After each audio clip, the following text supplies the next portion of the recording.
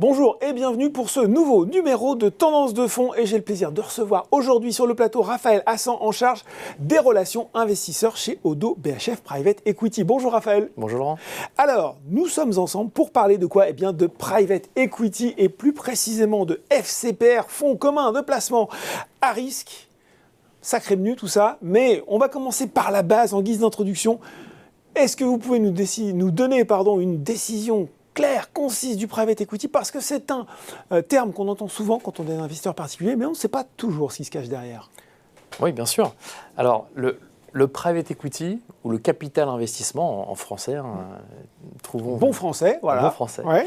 En fait, c'est un métier dans lequel, c'est une classe d'actifs, donc c'est un métier dans lequel des investisseurs accompagnent sur une durée déterminée des entreprises qui ne sont pas cotées, donc qui ont un capital qui n'est pas coté en bourse. Quand on rentre dans le capital de Société Nécompté, l'objectif de l'investisseur, c'est de pouvoir donc apporter des capitaux à des sociétés qui en ont besoin pour des projets de transformation, pour des projets de croissance, qu'elles soient externes, qu'elles soient organiques, pour des projets qui peuvent être divers et variés. Le capital investissement, en fait, je pense que donc le private equity, c'est devenu un acteur qui est essentiel à la vie économique. Déjà parce qu'il permet d'aller adresser des entreprises qui n'auraient pas accès au marché boursier, première chose. Et deuxième chose, il permet surtout d'aller collecter des capitaux auprès d'investisseurs institutionnels ou d'investisseurs privés particuliers pour pouvoir les orienter, pour pouvoir les aiguiller vers ces besoins d'entreprises non cotées. Quels sont les différents moyens, Raphaël, d'investir en private equity ? Alors, en fait, le private equity, c'est un métier qui est très large. C'est comme si je vous disais, j'investis dans les marchés actions. Il y a beaucoup de choses assez larges et ça recoupe beaucoup de stratégies sous-jacentes. Je pense que si on cherchait à cartographier un petit peu le private equity, on dessinerait 3 verticales. Et ces 3 verticales, en fait, elles reflèteraient les différents stades de maturité d'une entreprise. Je pense que c'est un biais, c'est du moins un angle qui est une bonne façon de démarrer. Ces 3 grandes familles, ces 3 verticales, donc de la maturité la plus jeune au stade le plus avancé, le premier, c'est un terme qu'on voit souvent passer, comme le private equity, c'est le venture capital. Capital risque, là aussi en bon français. Le capital risque, en bon français, tout à fait. Le capital risque, c'est, je pense, la première verticale. La seconde, c'est plutôt le capital croissance ou le capital développement, ce qu'on appelle le growth equity en anglais. Et puis, le segment le plus mature, c'est aussi là qu'il y a le plus de flux qui sont concentrés en termes de volume. C'est le capital transmission, donc ce qu'on appelle en anglais le LBO. D'accord. Et alors, un investisseur qui est éligible, qui souhaiterait investir en private equity, s'il cherche à investir dans un fonds de private equity, il a 2 grandes familles de fonds qui peuvent s'adresser en dehors des stades de maturité. C'est soit il investirait dans un fonds direct, donc dans un fonds qui financerait en direct le capital des sociétés cotées, donc qui serait par construction un fonds qui serait plus concentré, dans lequel il y aurait moins de sociétés, soit il pourrait investir dans un fonds de fonds, donc qui lui, forcément, sera naturellement plus diversifié et aura plus de sociétés en portefeuille sous-jacente. Alors justement, ce fonds, ça peut être un fonds, un FCPR, fonds commun de placement à risque, je le disais dans mon introduction. Comment ça se compose, un FCPR ? Alors en fait, le FCPR, ou le fonds commun de placement à risque, c'est une enveloppe juridique, donc c'est un type de fonds de private equity. L'intérêt de cette enveloppe, c'est qu'elle est surtout accessible aux clients particuliers, aux clients privés. C'est en fait une porte d'entrée pour le client privé à la classe d'actifs. Et la beauté du FCPR, c'est de pouvoir être éligible également dans un nombre de contrats assez large. D'accord. Alors, on va parler des FCPR proposés par Oddo BHF Private Equity, mais je voudrais qu'on fasse un pas de recul d'abord, justement pour nous parler d'Oddo BHF Private Equity, et que vous nous présentiez en quelques mots l'expertise de votre société de gestion. Alors, Oddo BHF Private Equity, c'est une maison de gestion qui a été créée il y a plus de 20 ans, et donc qui est experte du private equity, mais pas que, on va y venir juste après. Aujourd'hui, c'est près de 3 milliards d'euros qui ont été levés. Donc ce sont des sommes qui sont relativement, on peut le dire, significatives, relativement importantes et qui ont historiquement été déployées sur un prisme global. Le mandat a toujours été global dans ce qu'on a fait. On a toujours investi globalement en termes de géographie, avec une grosse prépondérance en Europe et aux États-Unis. Alors quels sont vos différents types d'activités ? Alors il y a beaucoup de métiers qu'on finance dans le private equity. Je dirais qu'on finance à peu près toutes les classes d'actifs, à l'exception de l'immobilier, qui est une composante qu'on ne finance pas.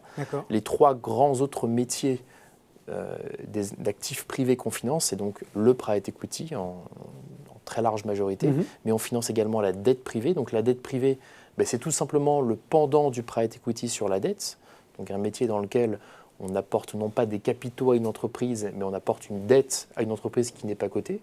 Donc là où le private equity est le pendant non coté des actions, eh bien, la dette privée, c'est le pendant non coté des obligations, tout simplement.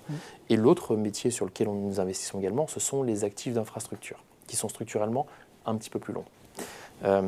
Une fois que je vous ai dit ça, il y a 3 grandes familles, 3 grandes activités chez ODDO BHF Private Equity.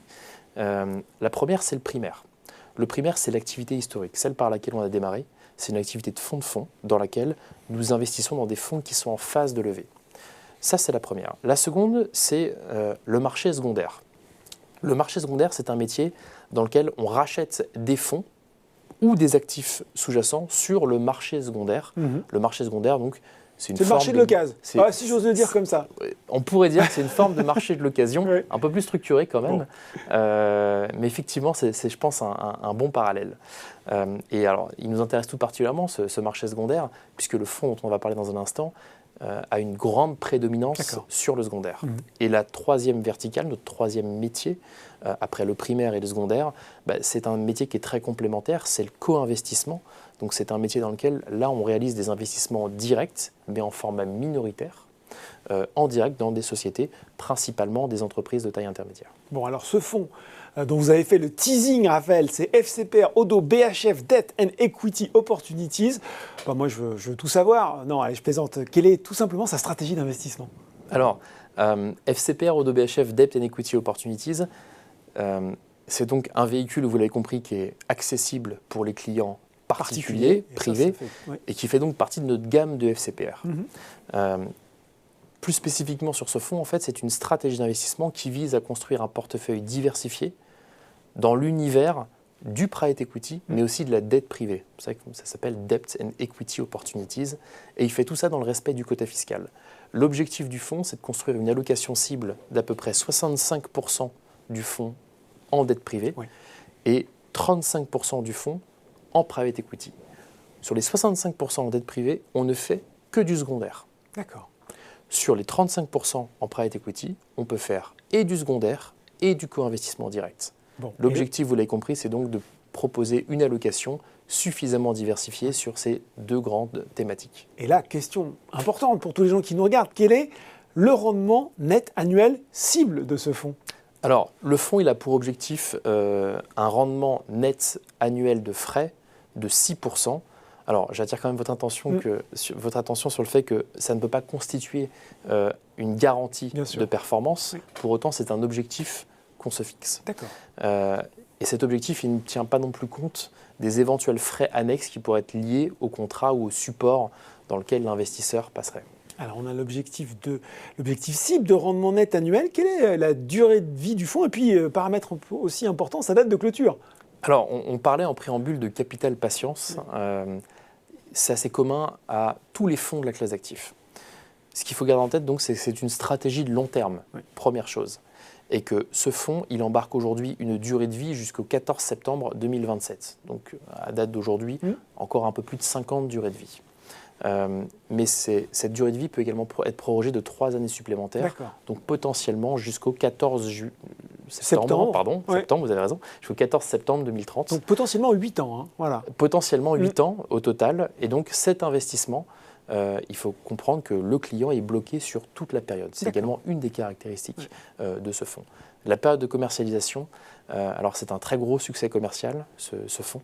Et bien, elle se termine bientôt en réalité, puisqu'elle se termine le 30 juin 2022. On peut accueillir les derniers investisseurs le 30 juin 2022. Raphaël, on dit souvent que le private equity, le capital investissement, c'est difficilement accessible pour l'investisseur particulier, aussi pour les tickets d'entrée qui sont très importants, justement, qu'ils réservent plutôt à des investisseurs institutionnels. Est-ce que vous avez réussi à contourner cet écueil? Et si oui, ce que j'espère, comment moi, en tant qu'investisseur, je peux souscrire à ce fonds?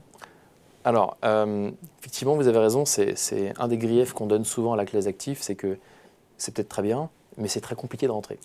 Ce fonds, on a décidé de le rendre relativement accessible, puisque le ticket d'entrée pour un client privé particulier, c'est 10 000 €. D'accord. Chez Boursorama, un client privé peut investir dans ce fonds au travers de son compte titre. Bon, très simple. Si vous deviez me donner là 3 raisons pour lesquelles je devrais finalement me lancer sur FCPR, Odo BHF Debt and Equity Opportunities, quelles seraient-elles? Alors la première, je pense que c'est une question plutôt d'allocation, puisque je pense que c'est un fonds qui est très complémentaire dans des allocations historiques de clients. En général, la plupart des clients privés, particuliers, ont des poches assez réduites en private equity. Donc je pense que c'est une très bonne porte d'accès à la classe d'actifs. L'autre point, évidemment, c'est que c'est aussi une porte d'accès qui est très diversifiée. On l'a vu, ce FCPR, il a pour objectif d'aller chercher à la fois du private equity et à la fois de la dette privée, et également de bénéficier de toutes les opportunités que peuvent être amenées par le marché secondaire. Ça, je pense que c'est le premier point. Première raison, oui. La deuxième raison, et qui nous tient très fortement à cœur, je vous le disais, ça fait un peu plus de 20 ans qu'on est né, et notre ADN, il y a 20 ans, elle n'était qu'institutionnelle. Tous nos investisseurs étaient institutionnels il y a 20 ans quand l'activité a démarré. Aujourd'hui, on étend le champ des possibles. On a de plus en plus donc, de clients privés particuliers qui investissent dans la classe d'actifs.